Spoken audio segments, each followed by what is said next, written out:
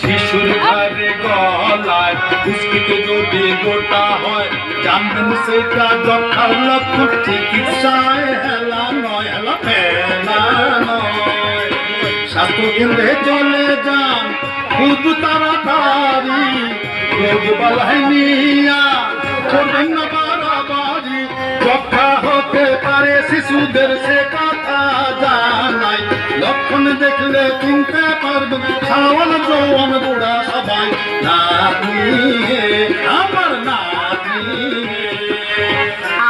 আবে থাম থাম, তুই কি লিখেছিস এগুলা? যক্ষা ছোট ছোট ছেলেপুলেদের ছাড়ে না, এই রোগের তো মায়া দয়া নাই, তো শিশুদের যক্ষা হলে কি করতে হবে? সেটাই তো নাটকে দেখাবে না।